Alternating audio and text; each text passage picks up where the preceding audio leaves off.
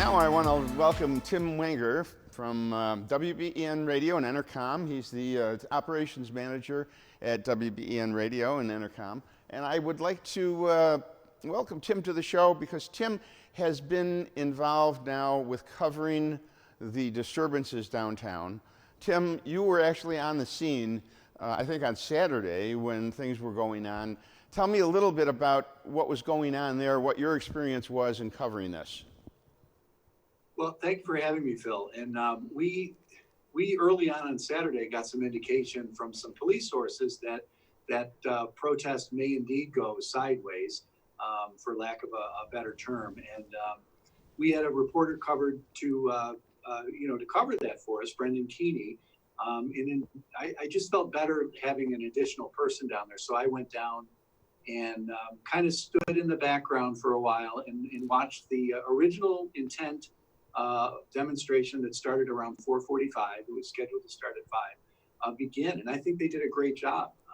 At 5 o'clock, their message was passionate, it was loud, it was emotional. And I got out of my car and went and witnessed that and helped Brendan with the coverage a little bit. And then they were encouraged to leave after a very short speaking program. They were encouraged to leave peacefully, and they were going to march the streets of Buffalo, which is what they did. They exited Niagara Square from the City Hall steps and went up Delaware Avenue, past the Statler and the courthouse. And I thought, this is great. They did exactly what they wanted to do. The police allowed them to do it as they need to and should. And I went back to my vehicle after covering that and interviewing some people. Brendan marched with them, and I stayed in Niagara Square and filed the story for our website. And in doing so, they went up through Allentown, and then ultimately, as I was done with my story filing, they returned to Niagara Square en masse. And I still wasn't that concerned. And then Brendan had texted me that he said, I'm not sure where you are, Tim, but if you look to the courthouse, there was a large contingent of law enforcement at the steps of the federal courthouse there across from the Statler that was not there before, very visible. And a large group of the demonstrators that had returned then started making a move on the federal courthouse. And as I saw that, I knew things were going to get bad. And they did, because they're not going to allow anybody to breach a federal courthouse. And that's where it all began. That's the moment. I've been asked a few times, like, when did you know that things were going to get bad?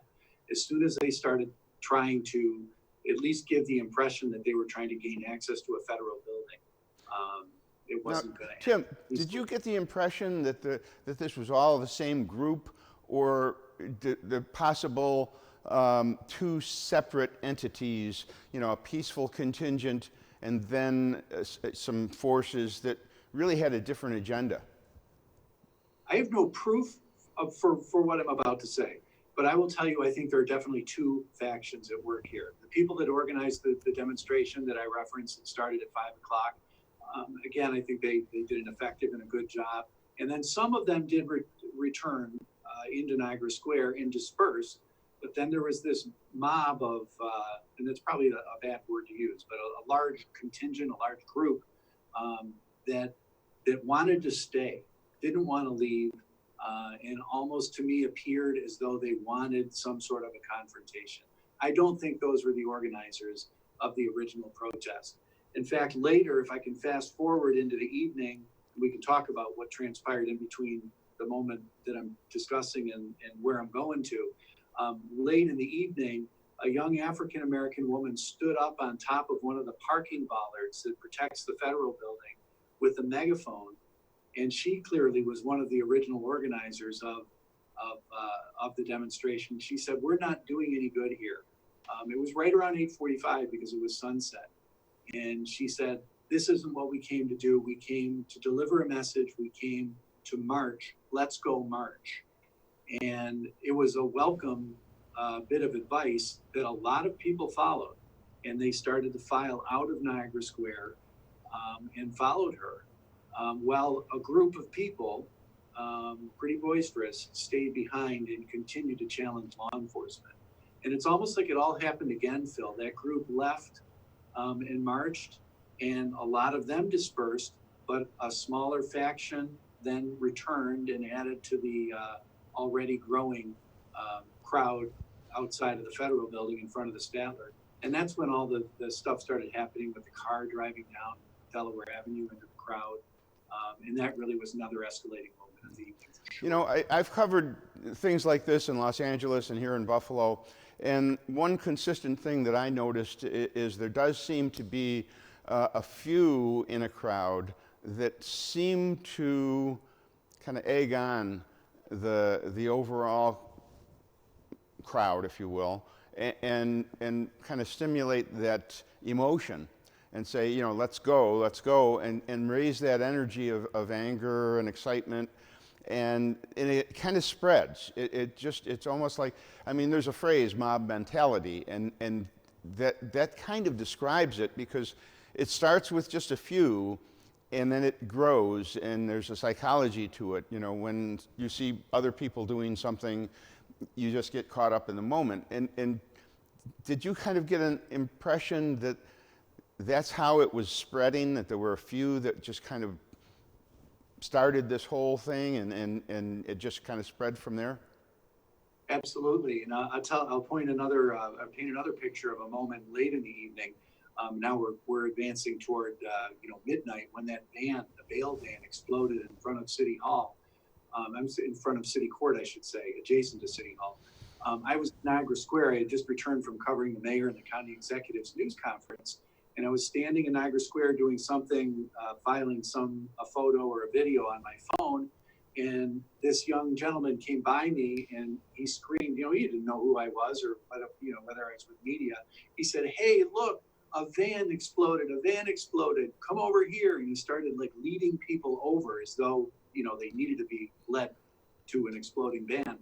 But it was like, come on, become part of this part of the thing now. And I do think that it only takes one or two or a group of people, a small group within a larger group, to make something go sideways. In our newsroom through the years, every time there's a planned demonstration and a protest, I always take the coverage really serious. And I've some of the people in the newsroom kind of laugh at me like, you worry too much about protests. I worry because it only takes one or two to make something go sideways. If someone displayed a weapon, if someone started with fireworks, there were fireworks going off. In that van that was already engulfed in complete flames that we've all seen the visions of, images of, someone threw fireworks into that. I mean, it was just, people weren't thinking straight. It was just, and it is that mentality, and I think people get caught up in the moment, and that, it grows. It's like, cells in the body, they just start to multiply.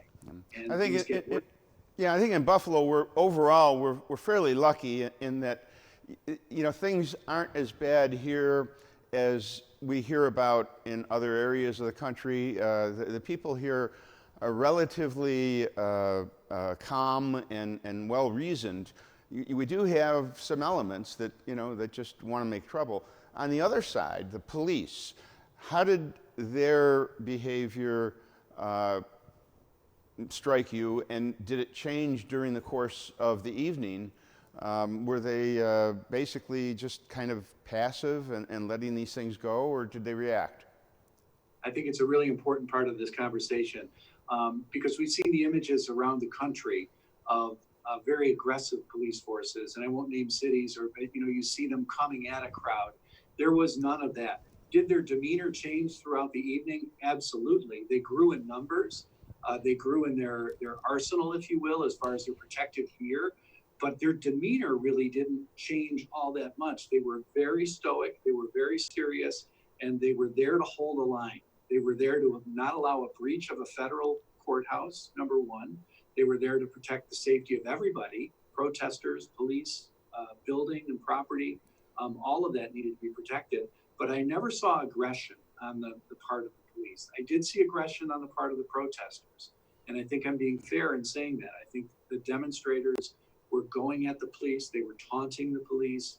They were physically challenging them, hitting them with both hard objects, a water bottle flung from across Niagara Square that's full might seem like not a big deal, but if that hits you in the wrong spot, can do some damage. No, absolutely, absolutely. The police were under a bit of assault, and they only responded with, I think, according force. And physically in Niagara Square, I only saw one person led away,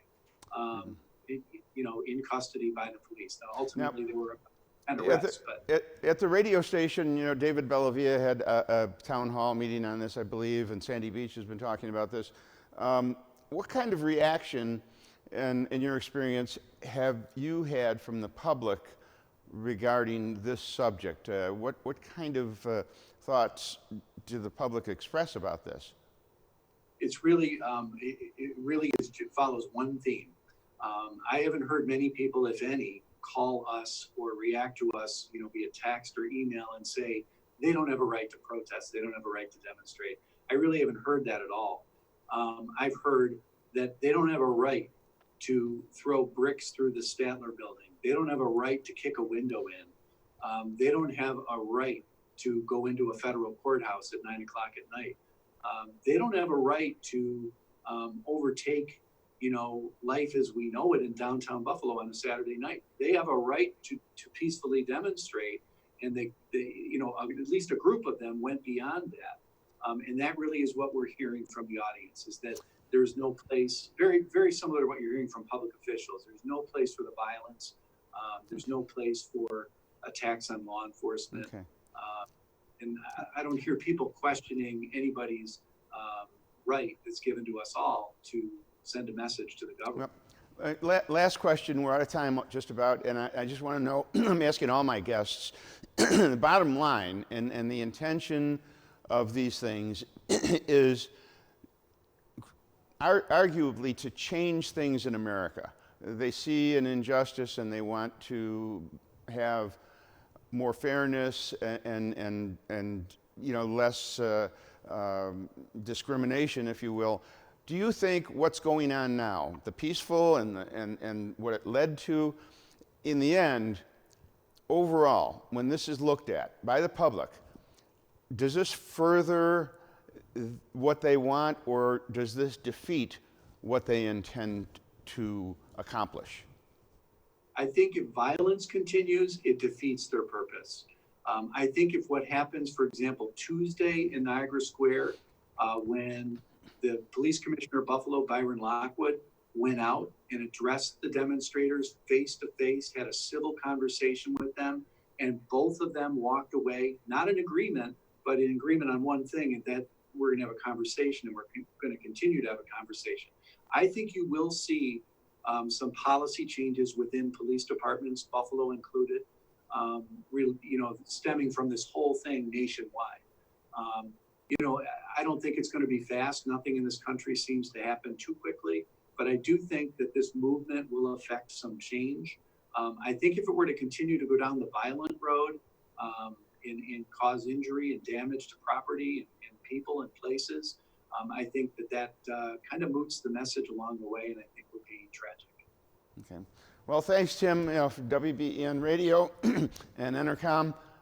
Thanks for being my guest. Interesting discussion. We'll continue the discussion right after this.